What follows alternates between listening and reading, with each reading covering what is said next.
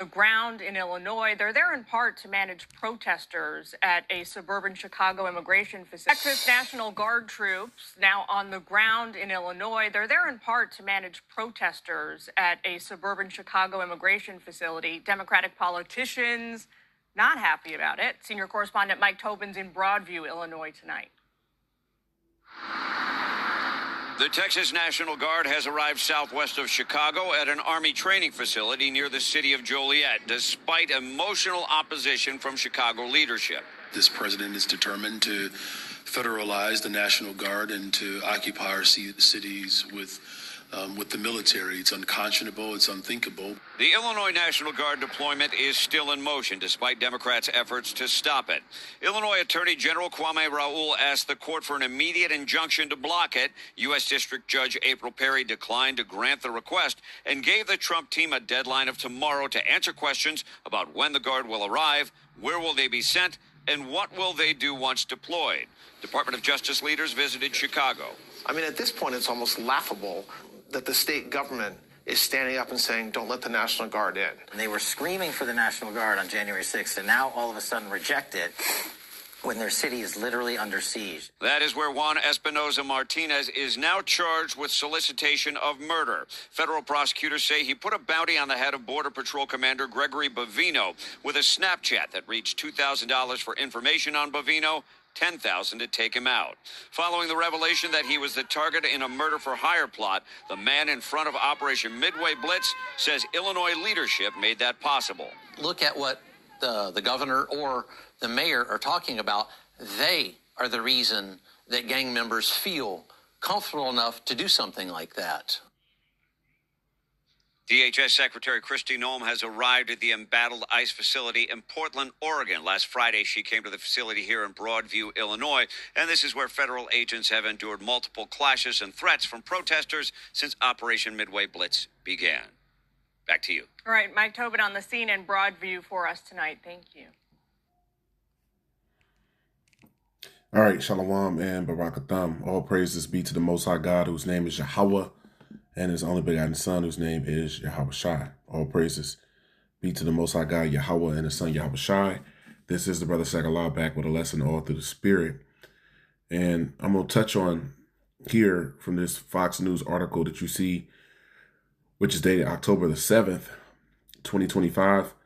I went right to the video that was attached to this article, but I'm just going to read the title here, and it summarized it through the video what this article is all about. It says Texas National Guard deploys 200 troops to Illinois for federal protection mission amid protests, and then you have Illinois National Guard going to Texas as well. So this is all confusion because there's division within this house. There's division within this house, and this house being this government, and that is what basically the premise of this lesson I'm going to do is going to be about. It's going to be about how this house, this government, is completely divided. It's completely divided, and how it can't be brought back together. This is the book of Luke, words of Yahweh Shai, Luke 11, and I'll start at verse 17. Luke 11, starting at verse 17. It reads, "But he, knowing their thoughts, said unto them, Every kingdom divided against itself is brought to desolation, and a house divided against a house falleth." That's right. Speaking of the two houses of government here in the last days. And we'll keep reading to show you that it's all prophetic what's going on today, what we're witnessing day by day with day 9 of the government shutdown. These things are all, snapshots in prophecy to what will be going on here in the last days. In the grander scheme of things, showing you the division, the great division that will be here. And it was that way back with ancient Rome. Their two houses were divided, and ultimately that kingdom fell.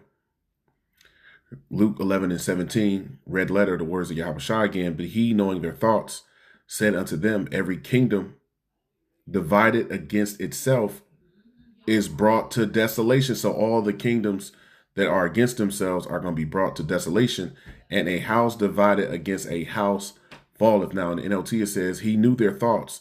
So he said, any kingdom divided by civil war is doomed. Civil war, that's the division. So that's what's to come, is civil war because of division. A family splintered by feuding will fall apart. So this house, this government, this rulership, this kingdom is falling apart because it's splintered by feud. That's the back and forth, the Democrats against the Republicans, so on and so forth. Luke 11:18, if Satan, and Satan is speaking of Esau, Edom, the man of sin, the wicked, he is Satan.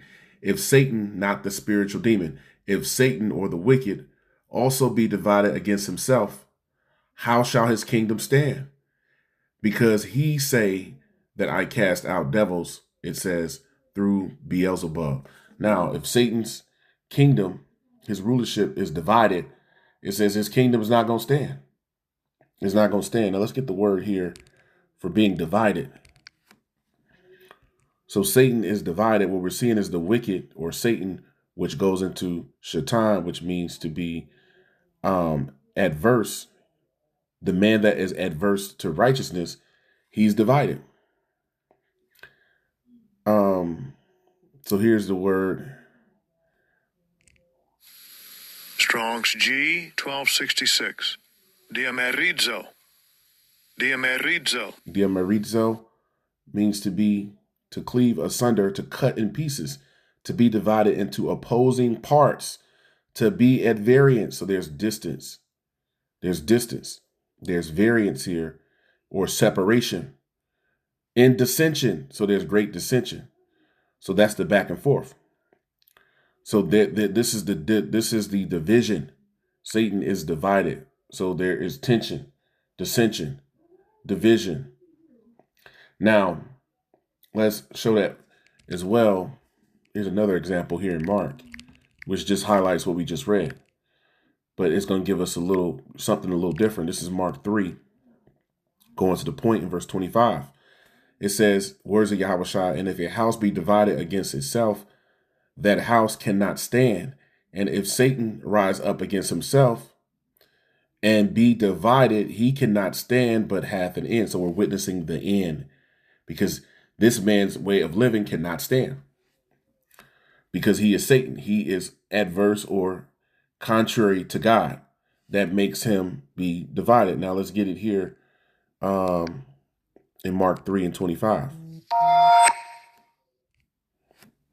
Now this is Mark 3:25 for the word divided.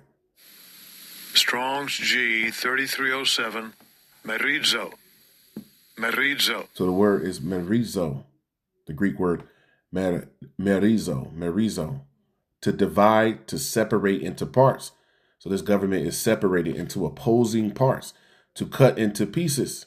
That goes into the splintering divisions, the different factions. To divide into parties, so there's different party lines, i.e. to be split into factions, to different groups, to distribute a thing among people, to bestow, to impart. Now let's go down here. It tells you here, to divide goes into to be difference, to be between. Now in the Strong's here, it says, merizo, to part, i.e. literally, to bestow, to share, to disunite, to be disunited, or to be put apart, aside, to be different, to be between, to divide. So to be disunited, or not to be unified, to be ununified, or not to be unified. So that shows you the differences, what's going on. Now, I don't want to make this too long, but I do want to hit the point. And here's the point with what we just saw and what's going on with day 9 of the shutdown and so on and so forth, which they're saying if we get to day 15, the active duty military won't even receive a paycheck. The people that's actually, fighting for this country. Now, go figure that. This is Amos 3:3. Can two walk together except they be agreed? I'll read it again. It says Amos 3:3, can two walk together except they be agreed? So now let's get the word for agreed here, because we got the word for division and to be divided. So it says, can two walk together unless they be agreed? Here's the word for agreed here in Amos 3:3. Strong's H 3259. Ya'ad. Ya'ad. So ya'ad in the Hebrew, ya'ad, to fix, to appoint, to assemble. To assemble something means to bring something together. That's when it's assemble. Like if you assemble a chair or something that you put together, you have to put it together. Then it becomes one, or it's different parts. To meet, and that meeting means when you come together, when you meet together. So they can't stand because they're divided, because they can't sit down and come up with terms, to actually show forth that there is understanding or agreement between one another. To set, to betroth. And we know when you go into the word betroth, it goes into to basically a pledge to be married. Now, it also means, to be agreed, to gather. So to gather and have an agreement, to be betrothed. Now it goes on to say to appoint, to assign, to designate, to meet by appointment, to gather, to assemble by appointment. It says to be fixed. That's when you are in agreement. So two can't walk together, the scriptures say, unless they are agreed. And that's why you see the disunity within this house that's divided. Yahushua said that's not going to stand. Now, I'll get one more just to take that point home further here, and then I'll close it out. And once again, I didn't want to make this too long. I just thought about this, reading this article and others and seeing everything that's going on with the government. And then, we come to this oftentimes, every so often, yearly, but in the spirit, at some point, something's got to give. The levees are going to break, so to speak, where, it's not going to just be a government shutdown and after 15, 20, 30 days, everything goes back to how it was. And then you do the same thing over again in 6 to 8 months, right? Eventually, the government is not going to be able to function at all anymore. And this is just like a light that's flickering before it actually goes out. These are like, just the signs. These are the tokens. This is Sirach 25:1. It says, in 3 things I was beautified and stood up beautiful before God and man. So these are things that are beautiful in the sight of the Most High God, Yahweh and His Son, Yahushua. And it says, and before men, the unity of brethren. So the believers will be unified in brotherhood. The believing brothers and sisters, meaning we will believe in the Most High according to His word. The unity of brethren, the love of neighbors. So when brothers are not agreed, well, that's by the will of the Most High. But the unity of brethren is something that is beautiful in the sight of the Most High. When men can be agreed and starting with the Most High, agreed concerning Him to bring unity, therefore, for us that are here in the flesh on the earth to deal with one another. We should be dealing with each other according to the word and the Holy Spirit and the laws and the commandments of the Most High to the best of our ability. The unity of brethren, so that's beautiful in the sight of the Most High. The love of neighbors, your brothers, your people, right? Your fellow Israelite, that will be your neighbors. A man and a wife that agree together. Now we just read, right? When you go go back here, we spoke about the word agreed. Let's get it again and then close it out. It spoke about in the word ya'ad, to fix the point, to be betrothed, to be betrothed. Let me get that word. Where is it at? Here it is. Betrothed, to meet, to be betrothed. Now, when you are betrothed, it means to enter into a formal agreement to marry, to be married. So when we go back here to Sirach 25 or Ecclesiastes 25:1, in 3 things, it says, I was beautified and stood up beautiful before God and man, the unity of brethren, the love of neighbors, and a wife. It says, and a man and a wife that agree together, to be at agreement, to be betrothed, is to have an agreement. So that is beautiful in the sight of the Most High. So the opposite of that is what we're seeing playing out day by day here in Babylon. And for all of our people, when it says in, the second chapter of, what is that? Let me get it real quick. I don't want to make this too long once again, but let me get it. For all of our people that won't come, Zechariah 2:6. For all of our people that won't return to this truth and amend their ways, well, this is what the scriptures say, what we should be doing upon hearing his word and receiving this understanding. Zechariah 2:6, as Israelites, ho, come forth and flee from the land of the north. That means come out of the ways of America, Babylon, the land of the north. Saith Yahweh, for I have spread you abroad as the four winds, meaning we've been scattered to the four corners of the earth.